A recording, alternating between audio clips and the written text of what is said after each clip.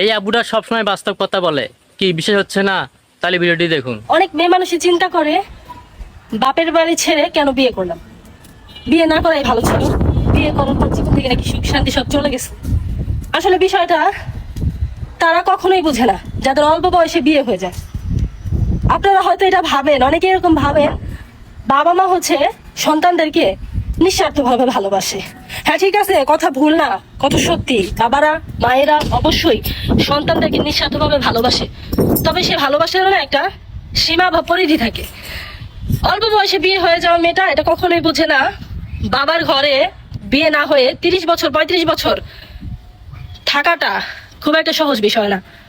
কত খোটা সমাজ পরিবার থেকে কত রকমের কত কথা শোনা লাগে, সেটা একমাত্র সেই মেয়েটাই জানে যে 30-35 বছর বয়স পর্যন্ত বিয়ে না হয়ে বাপের বাড়ি রয়ে গেছে।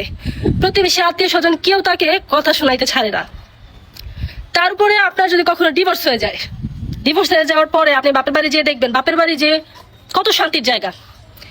স্বামীর ঘরে থাকতে এরকমটা অনেকেই মনে করে যে বাপের বাড়ি আসলে মধুর হাড়ি, বাপের বাড়ির মতন সুখ কোথাও নাই, বাপের বাড়িও একসময় জাহান্নাম হয়ে যায়।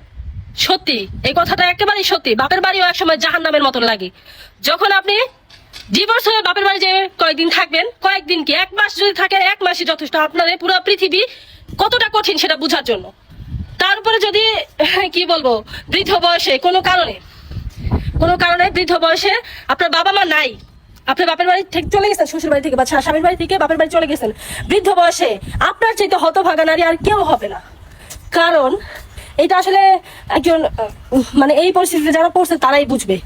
বাপের বাড়ি আসলেই মধুর হাড়ি না, বাপের বাড়িতেও কাল সময় কাটে, খারাপ সময় খোটা চোখের পানি কত ফেলছে। আসলে বাবা মায়ের সবসময় বাবারও মনে করেন সামর্থ্য থাকে না। একটা বয়সের পরে যদি ছেলে সন্তান থাকে তার উপর নির্ভরশীল হয়ে যায় নিজের বাবা মা, ভাইয়ের উপর নির্ভরশীল হয়ে যায়। ভাইয়ের বউয়ের কটু কথা থেকেও না এক বিন্দু পরিমাণ ছাড় হয় না। তার উপরে নিজের ভাইস্তি নিজের আপন ভাইয়ের ছেলে মেয়েরা ছোট করে কথা বলতেও ছাড় দিবে না। আর কি বলবো, যদি সন্তান নিয়ে চলে আসেন, এটা হবে আপনার জীবনে এর চাইতে বড় অভিশাপ আর কোনো কিছুই হতে পারে না। কারণ একটা সন্তান যখন নানির বাড়িতে বড় হয়, বাপ ছাড়া যে সন্তানরা বড় হয়, সেই সন্তানদের নানির বাড়ি মামার বাড়িতে যে কতটুকু ছোট করে দেখা হয়, এটা আমি আমার নিজের চোখে দেখছি। কখনো নিজের সুখ খুঁজতে যে নিজের সন্তান আর নিজের ভবিষ্যতের চিন্তা করবেন। স্বামীর ঘরে হয়তো আপনার প্রথম একটা স্বামীর স্ত্রীর মধ্যে অনেক কিছুই অমিল থাকে, সংসারটা গুছায় উঠতে সময় লাগে, ধৈর্য ধরবেন, সংসার কখনোই ছেড়ে চলে আসবেন না। মনে রাখবেন, সব সময় বাবার বাড়ি মধুর হাড়ি হয় না, বাবার বাড়িও কোনো এক সময় জাহান্নাম হয়ে যায়।